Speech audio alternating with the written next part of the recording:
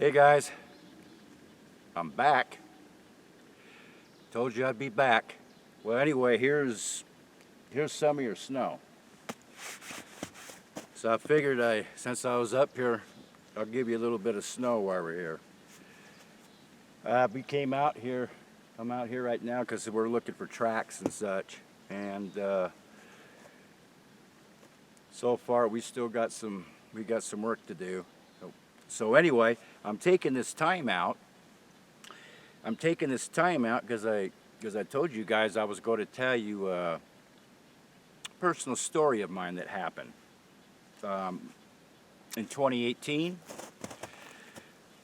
I kind of figured since I told some of my interaction stories on the podcast that night, and so I decided I was going to give you guys a story. And here's one no one's ever heard. And so let me start from the beginning. What I'm about to tell you is a little graphic, okay? I'll just let you know that up front. This happened over about a year ago, in 2018. And me and Garland and I were about 45 miles from here, which would be on the other side of the Sierras. And we've been doing research there. And if some of you recall, it was at a time where I was looking for caves and caverns, and particularly subterranean outlets, as in caverns. Like I said, they live under the ground. Trust me on it. That's exactly where their lair is. Anyway, so we were investigating this one area. And this one area is kind of prehistoric. The reason I say that is because what is in there is pretty much prehistoric. So anyway, we were doing research for quite a few months in this one particular area. And while we were investigating in this one area, we came across where it's like a natural, kind of like a natural prehistoric waterfall, and it's a 3-tier. And so I kept wondering where the water was coming from. It had to be coming from some source. And if you looked at the geographics of it, it would be like in the middle down in a funnel, built like a cone. And you were just surrounded with limestone mountain, and it's just flat, going straight up and down like bluffs. Anyway, so what we ended up having to do, we had to get some ropes out, and we had the rope climb up to the top. It was about 45 feet. And once we got to that part, we had there and then I seen where the water source was coming out of, and it was coming right out of the side of a mountain. In fact, we filmed all this and documented it. And it was exactly what I was looking for in the elements. It was limestone. Okay, and it was off a waterway, was where you're usually going to find a subterranean environment. Now, the second part of the equation was finding an entrance to get inside. It had a underground stream that was just streaming out literally out of the side of the mountain. Fresh, crystal clear water. And so I knew if I could find a way to get inside, I think we were going to get lucky.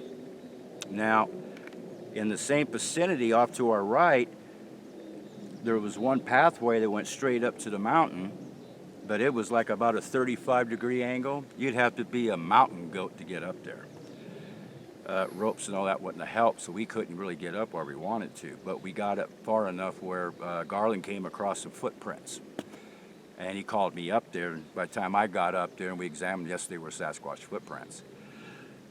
And so what we did after that, then we had a rope rappel back down back down 145 feet. So, and then we went down to the bottom of the base, we planted some trail cams. Now, right at the base of the waterfall is a stream, and it drops down over another canyon, down into another waterway. Anyway, so this is what was feeding that stream and the three-tier waterfall. So we were investigating this area for months, okay? Now, on this one particular day, we arrived there probably about 7:30 in the morning. And there was an area where you either could go a trail off to the left or there's a trail off to the right, which was the only trails you can get down to the stream because you had to drop down a ravine. So Garland was checking it out to the left and I went to the right. And to my amazement, when I arrived to the edge of the ravine before you drop down, there was some rocks like piled about that high. And then on top was like a flat rock. Now, on top of this flat rock, I looked down and I noticed there was 4 sets of paws. Yeah, you heard me right, 4 sets of paws. Mammal paws, front and rear, on this flat rock. Not one splatter of blood. Nada. Then, as I was focusing on this, I was wondering what the hell happened here. And about that moment, I started veering up in front of me, and I noticed in front of me, about 4 or 5 feet away from where I found the paws, which was heading, you go down the ravine, it was heading towards the stream area. What I found there was its insides, the animal's insides, intact, untouched. Just laying there. Inner organs, the whole complete stomach, still in the sack. And again, hardly any blood to even mention. Now this is blowing me away. I called Garland over, so he came over, and we started investigating this. Now, it struck me funny, because see, the funny thing about it, we had the 4 set of paws, we had all of its internal organs, including its stomach, intact, almost absolutely no blood whatsoever, and but here was the amazing part, no body, no carcass, absolutely no evidence whatsoever that a mammal was even there, except for the paws and the organs and the stomach. So I started thinking, what the hell would have done this? Now, there's not one predator in the Sierra Nevada mountains, not one predator that would make a kill like this. Not like this. You would find evidence of what kind of a predator actually did this, whether it be bear, cat, canine, particularly as in coyote, because in this area, up in here, we don't have wolves. And those are your main major large predators, okay? None of those predators did this act whatsoever. And we even expanded ourselves outside that circle, seeing if there was any evidence outside there that they might have drug off or something. Nothing. Absolutely nothing. Nothing. So, and to this day, it still remains a mystery. But I will tell you this, from the indications of what happened, the paws were still fairly fresh. I know this by examining them, because I picked them up, and so I get a better hands-on thing with it, you know what I'm saying? I would say there was only, this incident happened, it was probably just within a couple hours before we got there. Now here's the other strange thing about it. Right where we found the paws, I know it wasn't done by any human being, you see, because the paws right here in the wrist area, is where they were severed away from the body. They weren't cut and they weren't sawed. would be a definite indication of human.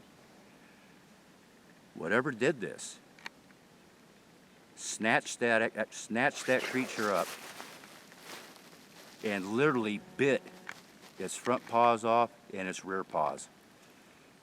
About right here, right where you would see where the joint area is to each of the paws, rear and fronts. I could tell they were bit because I'm looking right at it.